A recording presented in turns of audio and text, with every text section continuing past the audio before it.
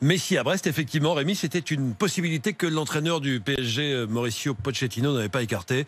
On n'a pas encore décidé s'il sera dans le groupe, ça c'est ce qu'il a dit hier en début d'après-midi à la presse, ce qui pouvait vouloir dire, il est possible que Messi joue ce match à Brest. L'équipe est parfois annoncée au dernier moment, donc tout espoir était permis, même si on sait que Pochettino a dit et redit qu'il ne jouerait que lorsqu'il serait dans les meilleures conditions. On rappelle que Messi n'a pas joué en match officiel depuis le 10 juillet et la finale de la Copa América, c'était face au Brésil, victoire de l'Argentine. Et cette sortie à Brest aurait pu être le bon moment pour Messi, pour lui qui s'entraîne depuis une semaine maintenant avec sa nouvelle équipe. Jusqu'à ce que l'on apprenne tard, hier soir, que Messi ne serait finalement pas du déplacement, tout comme Neymar.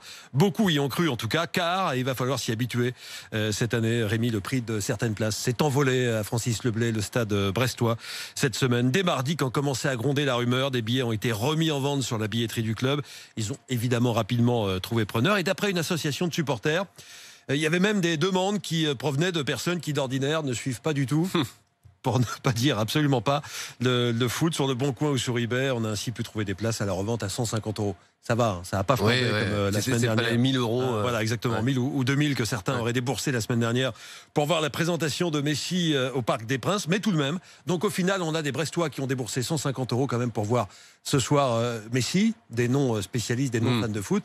Alors, est-ce qu'ils vont y aller? Bon, il faudrait y aller quand même, parce que ça vaut quand même le coup, même sans Neymar et Messi, ça reste exceptionnel, le PSG. Et il y aura une autre recrue très attendue qui sera peut-être sur le terrain, c'est Gianluigi Donnarumma. On suivra maintenant avec intérêt l'évolution du prix du billet pour le match entre Paris et Reims le 29 août au stade Auguste Delaune. Car comme chaque semaine, on va certainement murmurer, d'ailleurs ça commence déjà un petit peu, que Messi pourrait faire son premier match avec le Paris Saint-Germain à cette occasion-là. Donc surveillons l'évolution des prix. Bon, il y a bien un moment où il va se retrouver sur le terrain. Mais j'espère pour le PSG, parce que sinon ça fait cher le joueur fantôme.